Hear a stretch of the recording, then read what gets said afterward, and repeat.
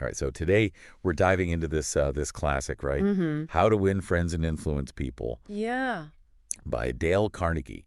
Um, Big one. it is a big one, and I think, just about everyone who's interested in Mhm. self-improvement or just wants to, Yeah. have better relationships or get ahead has at least heard of this book. Right. So Absolutely. we're going to break down like all the key ideas today. Yeah. Make sure you walk away, you the listener, with actual advice Yeah. and not just a summary. Yeah, I think that's important. It's one thing to know the principles, Yeah, but then how do you actually use them? right. That's the real magic. That's the real challenge. Yeah. So Right. to help us do this, we have someone who I think really gets how people tick. They've not only studied communication, but have actually used Carnegie's principle Appreciate it. to navigate the real world. So Yeah, I mean, look, he's been a huge influence for me. I think just the way he breaks down human interaction, yeah, it's insightful Yeah. and timeless too. yeah, and I'm excited to dive into it with you. So part one, fundamental techniques in handling people. Okay, let's go. All right, so Carnegie kind of throws us a curveball Right off the bat. right off the bat. Yeah. Don't criticize, condemn, or complain. Yeah. It seems kind of counterintuitive. It does, especially today when Yeah. everyone's got an opinion about everything. Shouldn't we be pointing out flaws to help people improve? I mean, it's tempting to think that way, but Yeah. Carnegie makes a really compelling case that criticism, Yeah. more often than not, backfires. Think about it. Yeah. Even notorious criminals, Yeah. right? Like Al Capone, Oh, well, yeah. two-gun Corrali, guys who did some really terrible things. Yeah. Even they refused to blame themselves, Yeah. saw themselves as victims of Yeah. circumstance. Mhm. So if even hardcore criminals Yeah. are resisting criticism, imagine how everyday folks are going to react. That's a really good point. Right. So instead of listing off everything someone's doing wrong, Yeah. what does Carnegie suggest we do? Okay, so he gives us this powerful alternative. Yeah. Give honest and sincere appreciation. Now, this isn't about just showering people with empty compliments. Yeah? It's about genuinely recognizing the good in them, Yeah. right? Those actions, those qualities that really deserve recognition. And there's actually science backing this up. Studies show that when you give genuine and specific praise, Mm-hmm. it can really boost someone's motivation and performance. Yeah, it taps into our need to feel valued, Right. which is a fundamental human desire. Totally. Right. Okay, so this leads us to Carnegie's third principle Okay. in this section. Arouse in the other person an eager want. Yeah.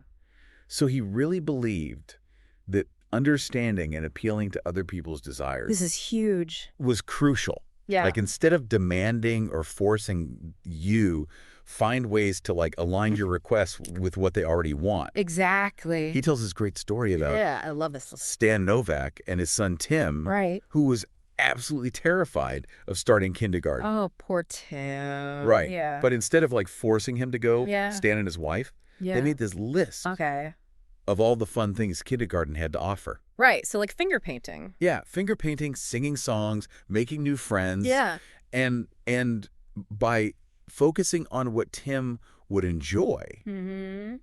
they totally shifted his perspective. Yeah. He went from dreading kindergarten Yeah. to being excited about it. What a brilliant strategy. It's so smart. So simple, but so effective. So, what's the takeaway for us here? It boils down to empathy. If you want to influence someone, Yeah. understand their motivations. Yeah. What do they want? Yeah. How can you connect what you're asking for with something that they desire? It's about building bridges, not walls. Makes total sense. Right. Carnegie's really advocating for those win-win situations where everyone feels good about the outcome. I think that's at the heart of his philosophy. And it's about respect. Yeah. And that's powerful. Okay, let's move on to the Okay. next part. Yeah. This is where Carnegie outlines his 6 ways to make people like you. Yeah. Okay. Yeah, this is where we get into the nitty-gritty. Right, and I think this is really Yeah. where we start building the foundation I think so too. for strong relationships, both personally and professionally. Mm-hmm. Okay, principle number 1. Become genuinely interested in other people. Okay. I mean, this sounds simple enough, but On the surface. I gotta admit, Yeah. I catch myself slipping up on this all the time. It's so easy to do. It is. It's Yeah. so easy to get Tell me wrapped about up in that. our own little worlds. In today's world Yeah. where everybody's, on their phones and constantly distracted, Yeah. it's a real challenge. It is. But Carnegie, Yeah. he believed in the power of Yeah. showing genuine interest. I mean, he studied people like Okay. Theodore Roosevelt, Oh, interesting. who was known for his charisma and Yeah. his ability to connect with people. Yeah. And Roosevelt would remember names and details Yeah. of everyone he met, from dignitaries Wow. to like servants. Even his servants. Yeah, like his valet actually wrote a whole book about him. Oh, wow. Just filled with these stories about Roosevelt thoughtful gestures. All kind of gestures. Like he would always greet the valet and his wife Oh, wow. whenever he passed their cottage. Small things, Yeah. but they made a huge impact. Yeah. They make people feel seen. Seen and heard, and that's Yeah. how you build authentic connections. And Carnegie himself had this great story about Oh, yeah. winning over this difficult client Yeah. just by engaging him in a conversation about his passion. Which was, Botany. oh, wow, Yeah. botany. Yeah. That's great. And Carnegie admitted that he knew nothing about plants, Okay. but he just like listened intently Mhm. and asked questions. And that was enough And that's the to hint. win the guy over. Active listening. That's such a good point. Yeah, it's not about Yeah. waiting for your turn to speak. Right. It's about really absorbing what the other person's saying. Yeah. Showing genuine curiosity. Yeah. Making them feel like their interests matter. I think you're right. I think so often we just go through the motions, Mm-hmm. not really tuning in. Yeah. And, speaking of making people feel good, Okay. Carnegie's next principle is all about the Yeah. power of smile. A smile. One of the simplest Right. yet most powerful tools we have. Yeah. And it's like a universal language, right? It is. Like it conveys warmth Mm-hmm.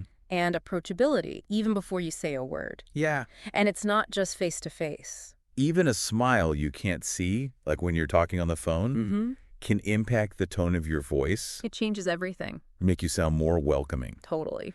I've heard that telephone companies Oh, really? actually train their employees to smile while they're talking on the phone because it makes a difference. I believe it. Right. Think about it, when you're dealing with like a cheerful customer service rep, Yeah. it just makes the whole interaction Yeah, totally. You're instantly in a better mood. more pleasant. Right. So smiling is actually contagious, It is, yeah. It creates a positive ripple effect. and studies show that it can be really effective in sales and negotiations. Oh, absolutely. Because it builds rapport It does. and trust. All right, so this next principle, I have Yeah. to say, this is Yeah. one of my favorites. Remember that a person's name is, to that person, Yeah.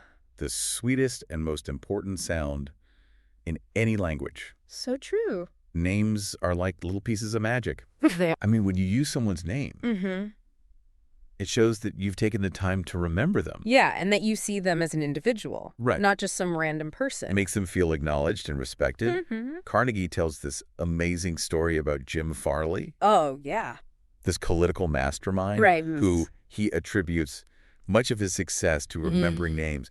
Apparently, he could recall the names of like 50,000 people. That's incredible. That's insane. Yeah. It's amazing. It speaks to the power of effort and attention. Yeah. Because remembering names isn't always easy, Right. but it's a skill worth developing. So true. Right? It's like you're validating someone's think- existence. You're acknowledging their unique place in the world.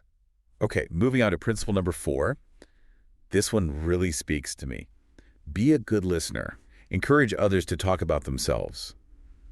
This one often gets lost, I think, I think so, too. in our fast-paced world. Yeah, we're so busy, talking over each other, Right. trying to get our point across that we Yeah. forget to actually listen. We forget to listen. And this is about active listening. Yeah. Which goes beyond just hearing the words. Right. It's about silencing your own inner monologue, Yeah. truly focusing on what the other person's communicating.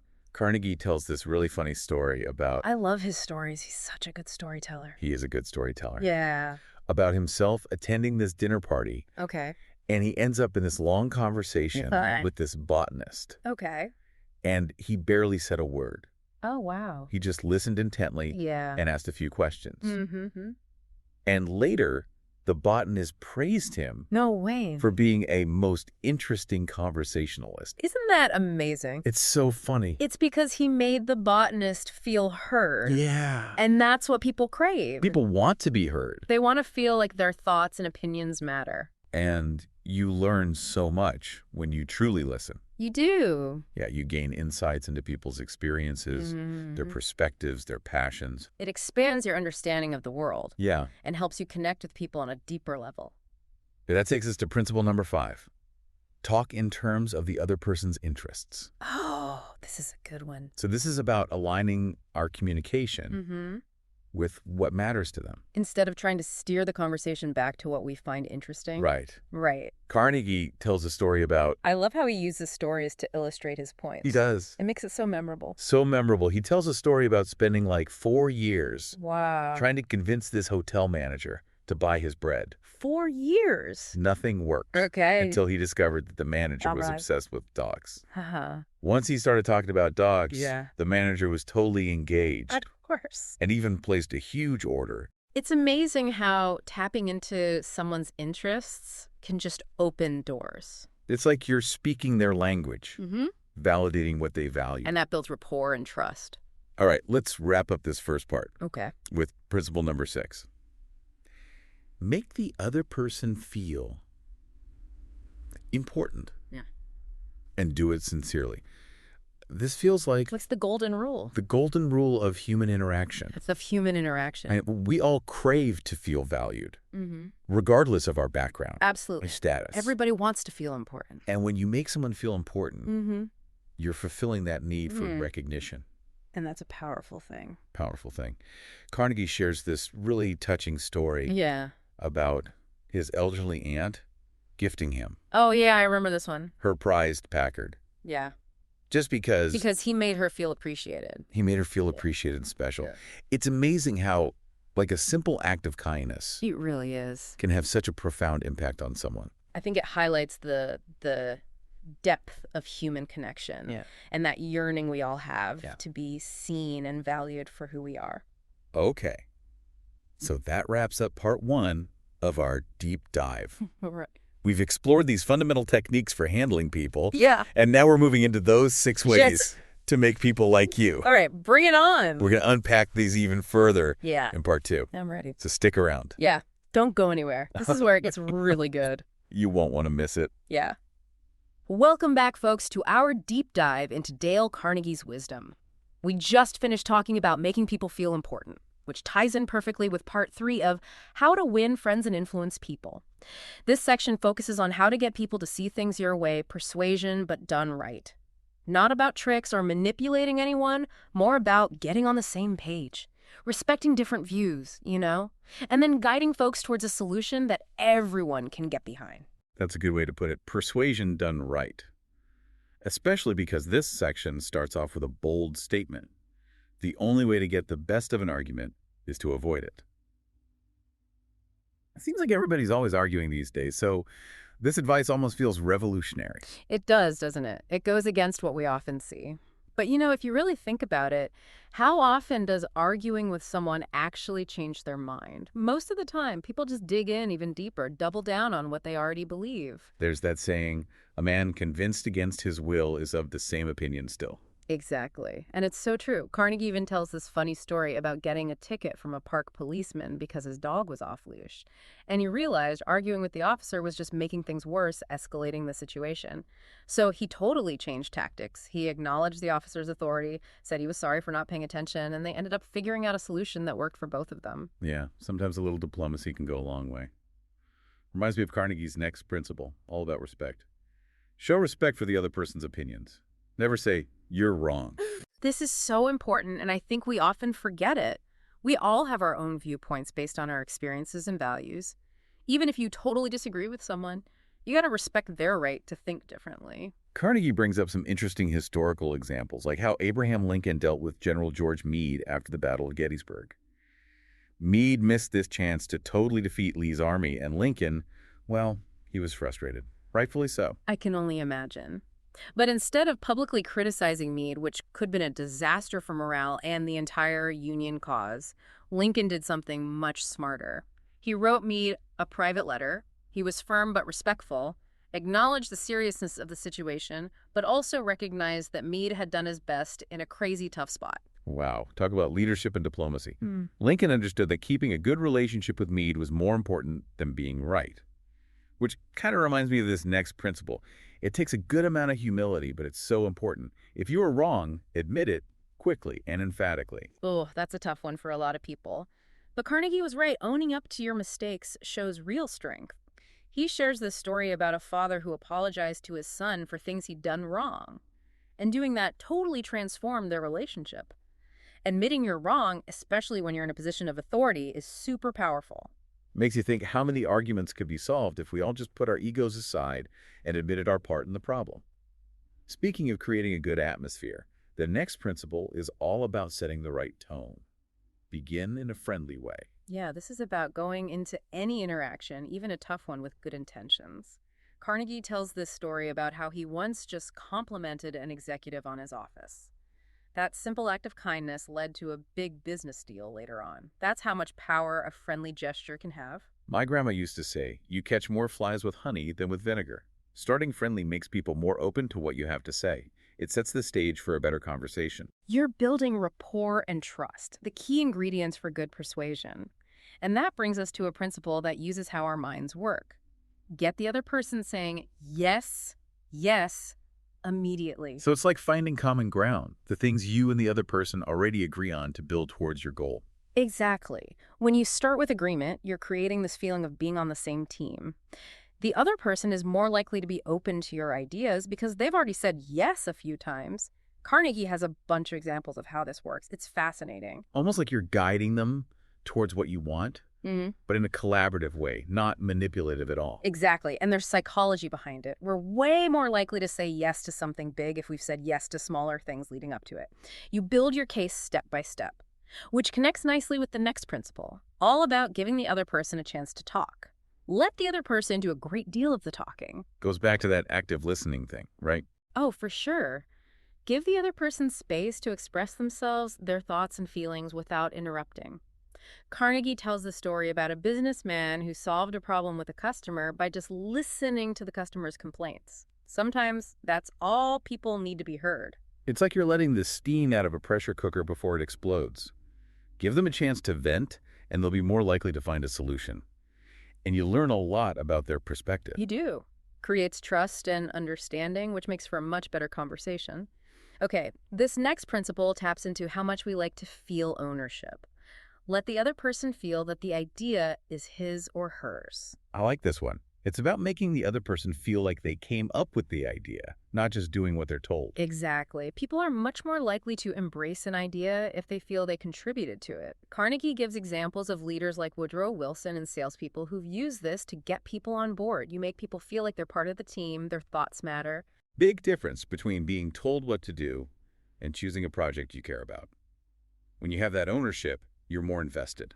Okay, let's finish up part 3 with a principle that comes back to empathy. Try honestly to see things from the other person's point of view. This is really the heart of good communication and persuasion, putting aside your own assumptions and biases, really trying to understand where the other person is coming from. Carnegie tells stories about how changing his own perspective helped him in his relationships. Reminds us that our way of seeing things isn't the only way. Understanding others' perspectives can help us find common ground. It's all about cultivating empathy, which can be tough, but really pays off. For sure. And remember, figuring out human relations, it's a journey, not a destination.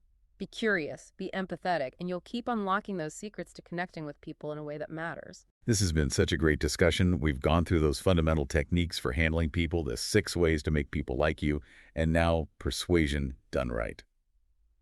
Ready for the final part of our deep dive? Okay, so we're back and ready to wrap up this deep dive into how to win friends and influence people. We've covered a lot, from appreciating people to listening well. And now we're at that last section, the one where Carnegie talks about being a leader. It's called How to Change People Without Giving Offense or Arousing Resentment, which I think is super relevant. It is, especially these days. Yeah. This section is all about leading with empathy. Carnegie believed that the best leaders inspire change. They don't force it. So instead of being the boss who barks orders, Right. it's more about creating an environment where people actually want to grow and get better. Exactly. And he starts off this section with something that might surprise you, especially if you are a leader. It's begin with praise and honest appreciation. Well, that sounds familiar. Like going back to that whole focus on the positive from the first part? Totally. Carnegie was all about praise as the foundation of good leadership. Acknowledge people's good points, their wins, and they're way more open to hearing feedback. Makes sense. It's like getting the soil ready before you plant a seed. I like that.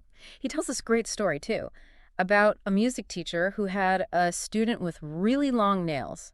Not ideal for playing piano, right? Right. But instead of just saying, cut your nails, the teacher praised the student's talent and then gently suggested that shorter nails would help her fingers move better on the keys.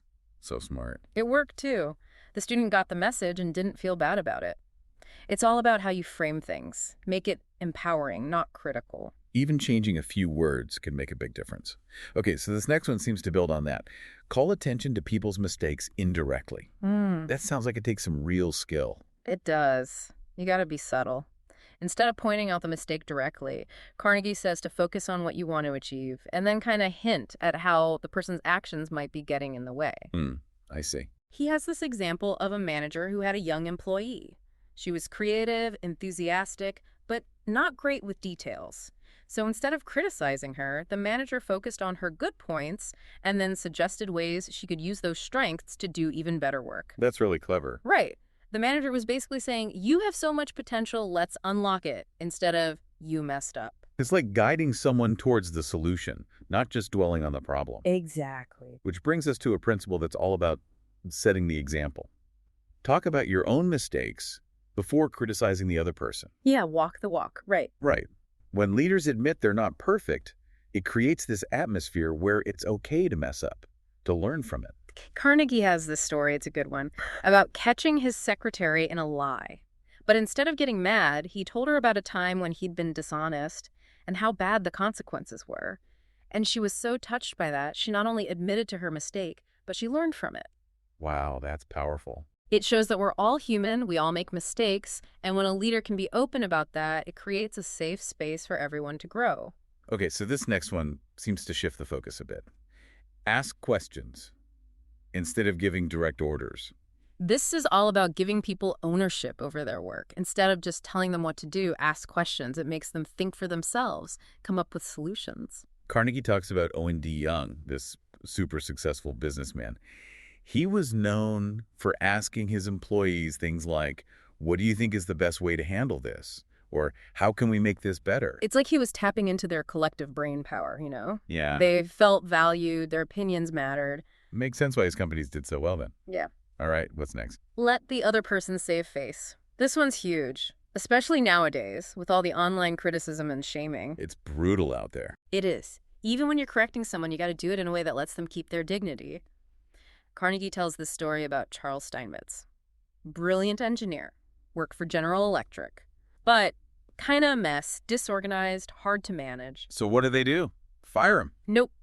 They focused on the good stuff, how brilliant his work does, and just subtly suggested ways he could be more efficient. Because they knew that calling him out publicly would just crush him. It's like remembering that everyone has feelings. Exactly. Which brings us to give the other person a fine reputation to live up to. This one sounds almost like reverse psychology. In a way it is. It's like setting the bar high and then believing in people to reach it. Carnegie has this story about a doctor, Dr. Fitzhugh. He had a housekeeper who was lazy, didn't do a good job, but instead of firing her, he told her he thought she was capable of great work and that he trusted her to do better. What? No way. And you know what? She totally stepped up, became a model employee. Wow, so it's like the power of positive thinking, but directed at someone else? Pretty much. Okay, this next one seems to go along with that. Use encouragement. Make the fault seem easy to correct. It's about focusing on progress, not perfection. Make people feel like they can get there, that it's not impossible. Carnegie tells this story about a boy who was terrible at math. But his dad, instead of yelling at him, encouraged his interest in electronics and showed him how math could be used to build cool stuff. So smart. The kid's math skills took off because he was actually interested. It's like finding a way to connect what they need to learn with what they already love. Totally. Okay, let's finish up with the last principle. Make the other person happy about doing the thing you suggest. This feels like the grand finale, tying everything together. It does, doesn't it? It's all about finding that win-win, making the other person want to do what you need them to do. Carnegie said the best way to get someone to do something is to make them happy about doing it. So it's understanding what makes them tick, what they value, and then connecting your request to that. That's it. Make them feel like part of the team, their input matters, and they'll be rewarded for their efforts. Wow, this deep dive has been amazing. We've gone through the techniques, the ways to be likable, the persuasion stuff, and now leadership. Carnegie's ideas are so relevant even today. They really are. And the best part is, you can start using them right away. Little changes in how you interact with people, like giving sincere praise, really listening, giving feedback in a good way, it all adds up. It's about treating people with respect, being empathetic, understanding where they're coming from. That's how you build strong relationships and achieve success. So what do you think? Which of these principles resonated with you? How are you going to use them in your own life?